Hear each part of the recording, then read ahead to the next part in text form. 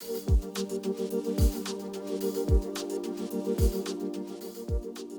another really positive story coming out of our rehabilitation crew this weekend with Braidon Burns. He's been cleared to return to play. So back in July last year, Braidon had that ruptured patella tendon. So that's a really unique injury from a rugby league point of view. We don't see it that often. He went up for a high ball, his knee got bent right backwards and that patella tendon ruptured on the spot. So it's a significant surgery, and because it's a unique injury, we don't see a lot of them. The rehab is sort of a bit of an uncharted territory for this. And we're sort of using all the guidance of the expertise of the surgeons and the doctors and the other physiotherapists external to the club that see a lot of these kind of injuries. And we did that early on, gathered a lot of facts for Braidon, a lot of expectations around what can be required in that rehab, what things are important to avoid. And then we built that rehab program from there. So that was July last year. We gave him some time off and immediately after that surgery. Obviously we're affected by the COVID bubble and those kind of things, so Braidon had some time to get away with the family and things like that. And then when he came back inside the COVID bubble from last year, he bounced into his rehab.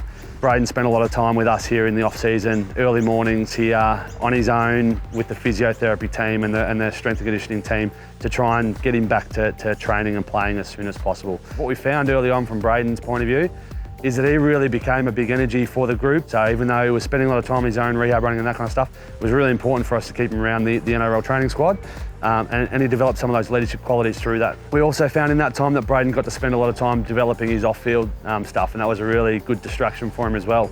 Working with our community arm here at South Cares, doing a lot of work with them, he really got to develop some life and personal skills. So that was a real positive that we gained out of the rehab processes for Braidon. We're now late April, so he's been training with the team for the better part of 8 or 10 weeks now. You know, could have been ready and rushed him back 4 or 5 weeks ago, and we didn't do that. We wanted to see him get more reps, get more time. So last month, Braidon's been absolutely flying, doing all of the contact, all of the speed work, hitting all of the markers in the gym. So Braidon's been cleared to return to play this week. He'll spend some time this weekend in our knock-on effect cup team. This is a patella tendon rupture. Not many of them happen in rugby league. So it's a real testament to Braidon's resilience, his strength of character, his ability to do his own goal setting, his own planning, but also have the resilience to show up and just throw his best into each activity that we did day in, day out, and a real reason why he's going to return to play and hopefully perform well on the weekend.